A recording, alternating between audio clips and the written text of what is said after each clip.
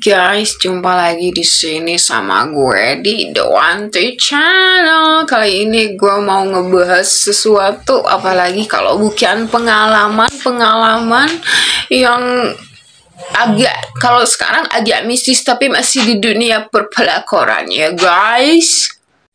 Pokoknya nggak jauh-jauh daripada kisah-kisah ya orang-orang yang mungkin bermasalah dengan percintaan mereka. Di sini ada sebuah pertanyaan, bener gak sih pelakor APP Binar itu pakai ilmu hitam buat jerat-jerat mangsanya? Jadi menurut seseorang yang sharing di sini, sudah beberapa hari pemberitaan di media sosial maupun di media televisi ramai ngebahas tentang misteri kematian Lina Jubaidah, mantan istri Sule. Katanya, tapi dia tuh bukan mau bahas masalah kasus mantannya Sule, ya kan gitu ya. Yang menarik perhatian beliau adalah saat dia nonton infotainment di TV, ada salah satu paranormal terkenal langganan para selebriti yang mengatakan bahwa Teddy, suami Lina Jubaidah, menggunakan atau memiliki ilmu hitam. Jadi beliau tuh bertanya-tanya, bener gak sih pelakor APP Binar itu pakai ilmu hitam, pelet dan sebagainya untuk menjerat mangsanya? Mungkin sebagian pakai, tapi mungkin sebagian lagi enggak dong. Cuma cinta-cinta buta aja. Intinya tidak semua pelakor atau pebinar pakai ilmu hitam. Ilmu hitam, pelet, susuk, dan teman-temannya adalah sesuatu yang nyata, tapi nggak kelihatan. Kita perlu waspada terhadap pengaruhnya. Agama Islam mengajarkan kita untuk selalu berdoa sebelum tidur, dianjurkan membaca 3 surat Qul dan ayat kursi. Selain itu juga harus senantiasa menjaga sholat 5 waktu agar terhindar dari niat jahat. Berdasarkan pengalaman beliau, sebelum terungkap hadirnya si pelakor di kehidupannya, ada tanda-tanda aneh di rumah. Jadi, semua ikan yang ada di kolam di depan rumahnya mati serempak pas pagi hari. Dia ampe pegel ngambilin ikan mati hampir 10 kilo. Kedua, nasi di Magicom selalu basi di sore hari, padahal baru dimasak paginya. Aduh. Ketiga, anak bungsunya yang berumur 2 tahun rewel sepanjang hari. Kadang ngamuk-ngamuk di malam hari sampai sekitar 2 bulan. Gak lama setelah kejadian itu, terungkaplah kehadiran pelakor dalam rumah tangganya. Entahlah ciri-ciri itu bisa dikaitkan dengan ilmu hitam apa enggak. Yang jelas suaminya jadi gelisah setiap malam. Ia bergadang setiap malam dan baru tidur saat kejelang subuh. Perubahan lainnya adalah perubahan drastis sikap suami yang tiba-tiba menjadi kasar dan menyukai sesuatu yang dahulu dia benci. Sikap dan tingkah suami yang berubah 180 derajat terkadang membuatnya tidak mengenal dia. Menurut beberapa sumber daerah tempat tinggal si pelakor suami adalah tempatnya pelet dan guna-guna. Warga di sana hampir 70% adalah janda muda dan hampir semua janda menggunakan ilmu hitam untuk menjerat mangsanya. Jadi beliau sih percaya aja katanya ya, karena emang suaminya kayak orang linglung. Ditambah anak bungsunya juga tiba-tiba jadi pendiam dan sering ngelamun. Ditambah anak bungsunya tiba-tiba jadi pendiam dan sering melamun. Hancur hati beliau saat lihat anak bungsu yang baru berusia 2 tahun berdiri di depan rumah dengan tatapan kosong tanpa ekspresi. Sesekali memanggil ayahnya saat ada mobil yang lewat di depan rumah. Anak usia 2 tahun yang seharusnya ceria, tertawa, dan bermain tanpa beban kini lebih sering diam dan melamun. Terkadang menangis kejar saat malam hari menyebut-nyebut ayahnya. Bahkan sempat panas tinggi dan kejang-kejang sampai 2 hari berturut-turut. Sejak itu, beliau berinisiatif mengadakan yasinan di rumah buat menyelamatkan anak dan rumah tangganya. Beberapa tetangga dan saudara hadir untuk mendoakan beliau. Yang ada di dalam benaknya saat itu adalah apapun yang terjadi, Allah punya kuasa. Hampir setiap malam beliau bangun untuk tahajud meminta perlindungan kepada Sang Maha Pelindung. Hampir 1 tahun beliau bertahan dengan segala usaha dan alhamdulillah doanya terkabul dan keluarga tentunya ya. Suaminya perlahan sadar dan kembali seperti semula. Jadi pesannya adalah bisa saja ilmu hitam itu menyerang kita dan keluarga. Namun sebaik-baik perlindungan tetaplah Allah memohon perlindungan kepadanya dengan sholat dan sabar. Jalan hidup seseorang sudah ditentukan Allah. Tugas kita adalah menjalaninya dengan baik dan tetap di jalurnya. Sekian katanya dari beliau, semoga bermanfaat dan mohon maaf jika ada yang salah. Kalian boleh percaya atau enggak, itu hanya pengalaman sebagian dari warganet. Ya, tapi perlu diwaspadai juga. Dan ini ada kisah kedua yang gak kalah mengerikan tentang pelet pelakor yang bikin suami lupa anak sama istri. Masalah rumah tangga sangat dihindari oleh setiap pasangan suami istri. Namun gimana jadinya jika rumah tangga harus berantakan karena suami sudah kena serangan ilmu pelet pelakor? Jadi ada sebuah kisah menarik sekaligus mengerikan yang diceritakan oleh pakar supranatural tentang seorang ibu yang suaminya kena serangan pelet pelakor. Kepada pakar tersebut, ibu bercerita tentang suaminya kena pelet pelakor sehingga membuat suaminya lupa segalanya, lupa dengan istri, dan lupa dengan anaknya.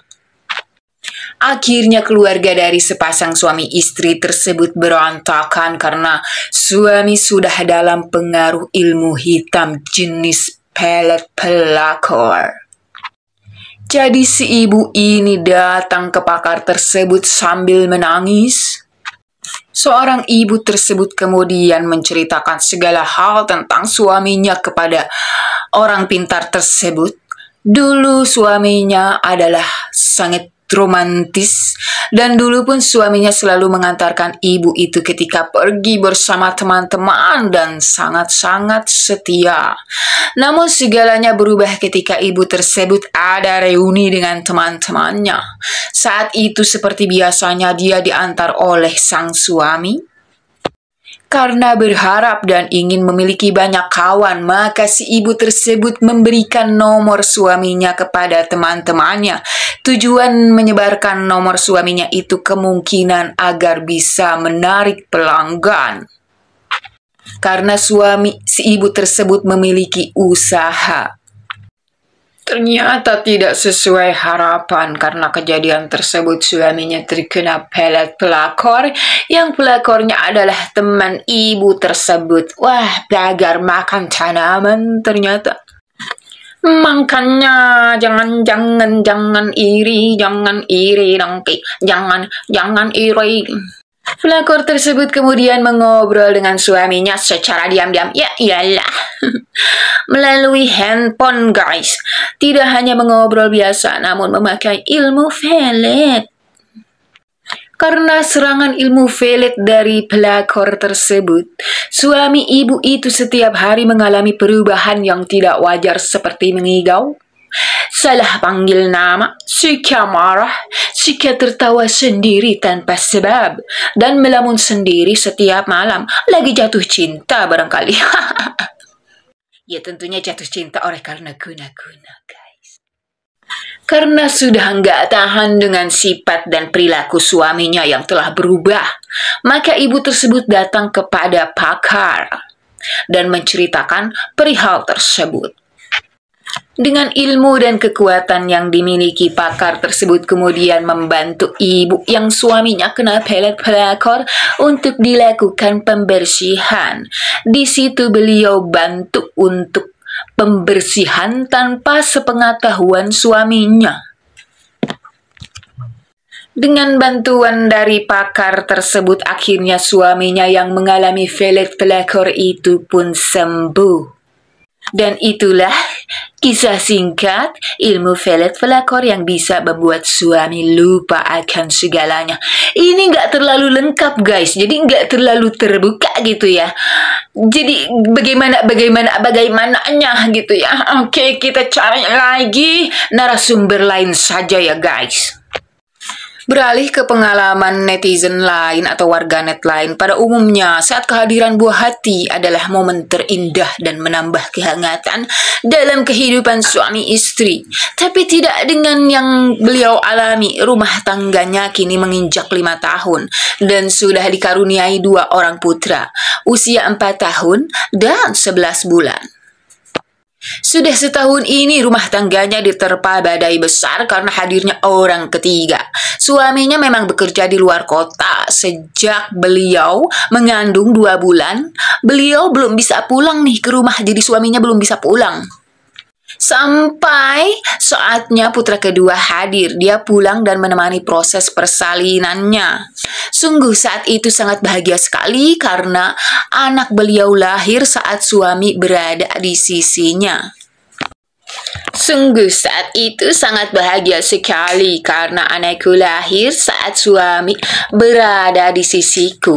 Tak ada yang aneh dan berubah dengan suamiku. Begitu pula dengan telepon selulernya. Masih leluasa aku otak-atik. Sampai seminggu pasca melahirkan, tiba-tiba ada nomor yang tidak dikenal mengirimkan foto Abu Gil, suamiku dengan wanita. Wanita tersebut berkata, "Kembalikan priaku." Udah kayak hantu ya. Di sini istrinya. Katanya gitu. Hancur lebur saat itu perasaannya. Aku, katanya ya, hanya bisa menangis tanpa mampu berkata-kata kepada suamiku. Sampai saatnya dia harus berangkat bekerja di luar kota. Aku meminta penjelasannya. Dia akhirnya mengakui perselingkuhan itu dan berjanji untuk meninggalkan wanita tersebut. Tapi janji tinggal janji. Saat bertemu dengan wanita tersebut, dia seolah menjadi dongok, menuruti semua permintaan wanita tersebut. Nomor WA ku diblok. Wah, nomor WA istrinya aja diblok. Dan suamiku hanya menelpon kami seminggu sekali. Nafkah pun jarang dia berikan. 3 bulan berlalu dia tak juga menceraikanku seperti apa yang aku minta. Justru dia malah menghilang, jadi ghosting nih cowok nih ya, lakinya. Wanita tersebut menghalangi suamiku untuk mengirimkan nafkah. Jahatnya, lagi-lagi dia menuruti wanita itu. Di bulan ke-6 saat emosinya sudah stabil, saat aku, katanya ya, sudah mulai bangkit, tiba-tiba aku mendapatkan kabar dari keluarganya di kota yang sama dengannya. Ternyata suaminya terkena guna-guna oleh wanita tersebut. Akhirnya dengan bantuan keluarganya, kami bisa saling berkomunikasi via video call. Dia terlihat kangen dengan anak-anaknya. Kulihat kesedihan di gurat wajahnya. Tak lama berselang dia kembali pulang ke rumah. Saat itu, walau masih merasa trauma, tapi demi anak aku singkirkan perasaan itu. Aku terima kedatangannya ke rumah orang tuaku. Di situ kami saling berbagi pengalaman saat kami terpisah. Saat aku kesulitan untuk melanjutkan hidup dengan kedua buah hati kami. Sebulan lamanya kami hidup bersama sampai aku mencium perubahan sikap dari suamiku. Rupanya wanita tersebut sudah bermain guna-guna lagi. Dan kali ini upayaku untuk meruqyah suamiku terlambat. Jadi ternyata di dunia guna-guna masih ada kata terlambat. Dia sudah terpengaruh lagi dan kembali ke wanita tersebut. Dia hilang dengan handphone yang tidak aktif sampai hari ini, dan wanita tersebut dengan bangga menghujatku dengan kata-kata kasarnya. Awalnya aku ingin menjemput suamiku di kota tempat mereka tinggal, tetapi karena COVID-19 tidak memungkinkan untuk keluar kota. Perjuanganku rasanya tiada guna lagi. Aku pun memasrahkan urusan ini pada sang pemilik hidup.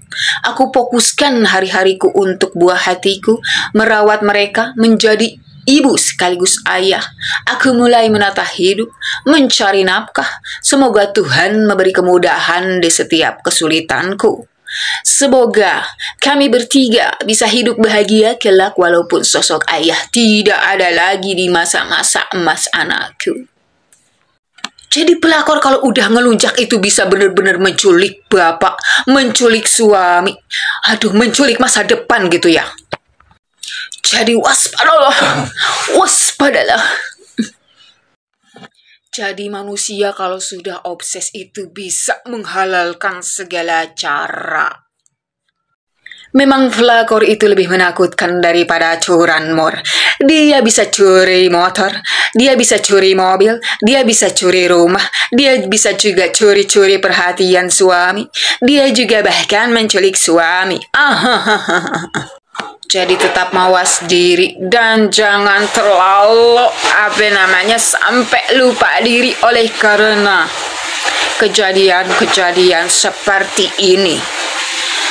Kalian yang memang mengalami hal tersebut, semoga kalian dikuatkan, semoga kalian diberi kesabaran, semoga pun kalian selalu dilimpahkan keberkahan, karena segala sesuatu yang terjadi kepadamu, tidak mungkin tidak ada hikmah di balik perjalanan-perjalananmu.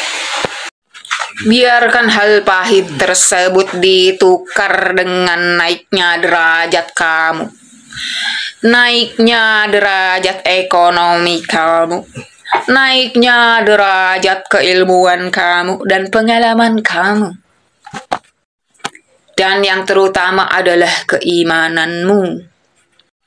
Dari segelintir pesan-pesan tersebut, sekian saja dariku. Maaf kalau misalnya ada salah kata. Dewanti Saja Channel pamit. Terima kasih, see you. Dan saran kritik tetap terbuka. Terima kasih.